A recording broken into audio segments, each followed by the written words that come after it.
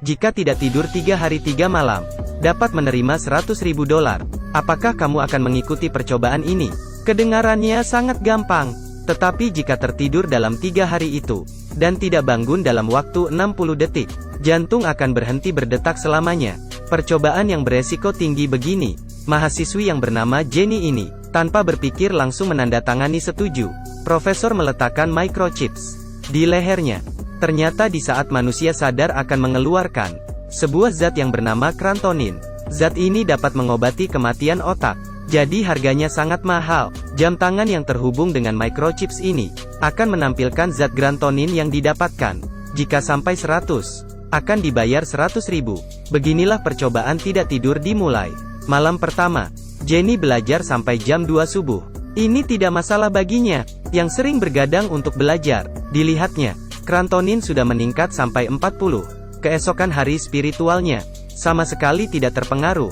Di saat ini datang seorang pria, bertanya padanya apakah mengikuti percobaan tidak tidur. Jenny sangat panik. Pria itu mengeluarkan jam tangan yang sama, dan yang mengikuti percobaan tidak tidur. Ada blogger kelas yang bernama Lucy. Dia mengalami insomnia parah. Pria berkacamata yang bernama John. Dia sering bermain game beberapa hari berturut-turut. Dan pria ganteng di depannya yang bernama Max adalah pria yang suka ke diskotik. Kelihatannya yang ikut adalah yang berbakat bergadang. Jadi mereka saling memberi nomor telepon. Malam itu mereka menggunakan cara mereka sendiri untuk melewati waktu. Angka jam tangan mereka terus meningkat. Hari ketiga, mereka berempat berhasil menyelesaikan misi. Sesuai janji, profesor memberi mereka $100.000. Setelah mengambil uang, Jenny segera membayar uang kos. Max membeli jam tangan mewah. Lucy pergi perawatan muka. Dan John membeli perlengkapan gamenya. Beberapa hari kemudian mereka yang sudah menerima bayaran datang ke laboratorium lagi, berencana mengikuti percobaan kedua. Tetapi kali ini profesor mau mengambil krantonin yang lebih tinggi. Dan mereka harus bertahan tidak tidur selama 5 hari. Dengan godaan bayaran yang tinggi, mereka memasukkan microchips lagi. Awalnya, dengan gampang mereka melewati 2 hari pertama. Tetapi malam ketiga, John tidak sengaja tertidur. Untung saja hanya beberapa detik. Sekarang waktunya sudah dilewati setengah. Tetapi zat krantonin hanya didapati sampai 32%. Dan yang paling menakutkan adalah, mereka sudah mulai muncul ilusi.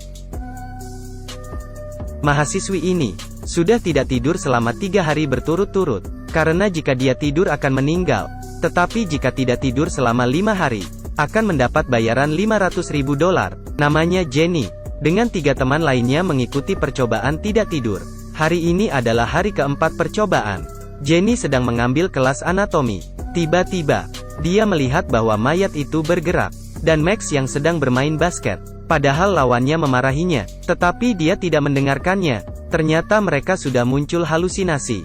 Setelah pulang sekolah, mereka yang berjalan bagaikan zombie ketemu di kantin.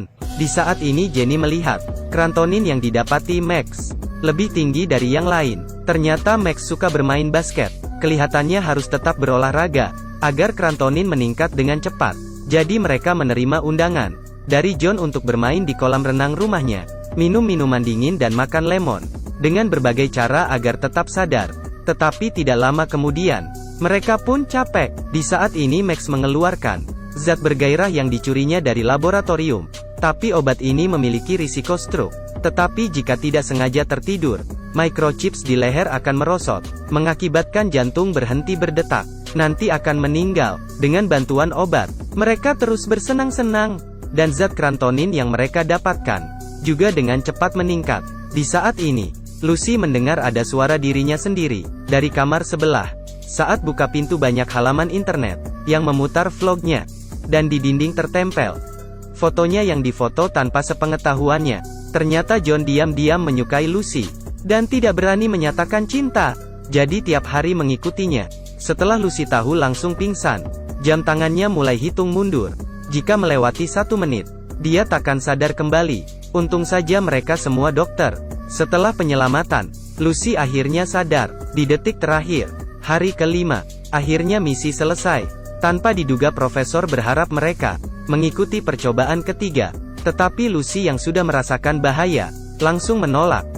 Mereka pun tidur beberapa hari. untuk kembali normal. Hari itu tiba-tiba gedung sekolah dikelilingi banyak orang. Seorang murid diangkat keluar, dan di tangannya, memakai jam tangan percobaan itu. Jenny langsung merasa takut, tetapi di saat ini neneknya sakit stroke, perlu operasi. Dia sama sekali tidak memiliki uang. Di saat ini adiknya dari tas, mengeluarkan sekantong uang. Jenny merasa buruk, ternyata adiknya juga mengikuti percobaan itu.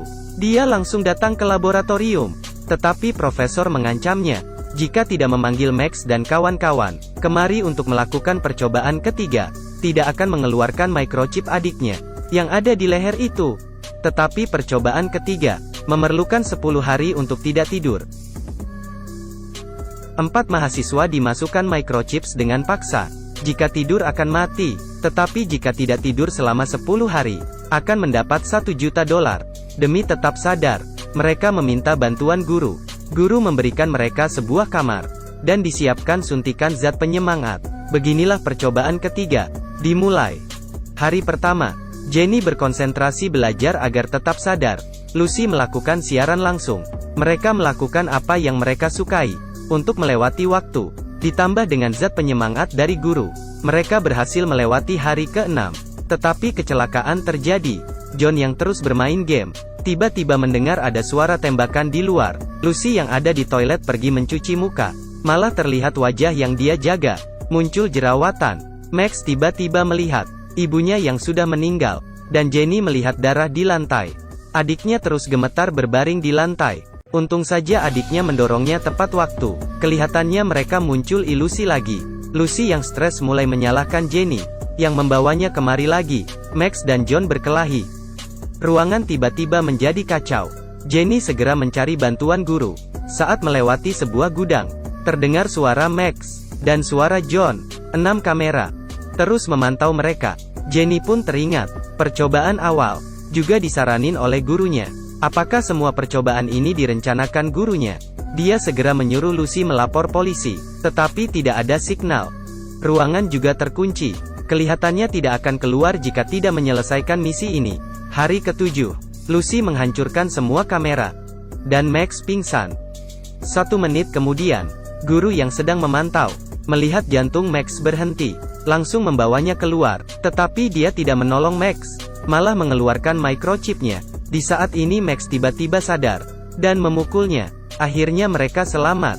Ternyata di kamar itu mereka menemukan obat yang bisa menghentikan detak jantung sementara. Kemudian sengaja merusaki kamera. Mereka bertanya pada guru kenapa mau melakukan itu.